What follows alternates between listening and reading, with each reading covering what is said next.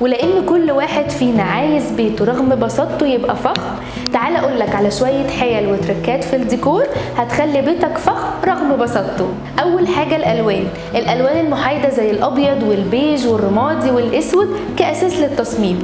الالوان دي بتدي مظهر هادي وانيق، وعلشان نعزز الفخامة بنضيف سيلفر او جولد. تاني حاجة الاساس، بنختار اساس بسيط مصنوع من خامات عالية زي القطن والكتان والحرير، وده كمان بينطبق على الستاير، وبلاش نزود في الأقمشة المنقوشة. تالت حاجة الإضاءة، نستخدم إضاءة ناعمة وكمان تكون متوزعة كويس، وكمان استخدام الأضواء المخفية بتكون مريحة جدا للعين. رابع حاجة نضيف لمسات من الطبيعة زي النباتات الداخلية والزهور الطبيعية، لأن النباتات بتدي حيوية وجمال طبيعي وبتعزز الفخامة في البيت.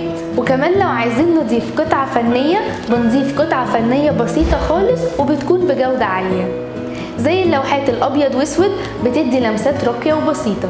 آخر حاجة معانا وهي السجاد. استخدم السجاد الصغير اللي بألوان هادية وبسيط علشان يناسب ديكورات الشقة ويدي الرقي والفخامة. وبعد النصايح دي تقدر تجمع الفخامة والبساطة بشكل سهل وأنيق.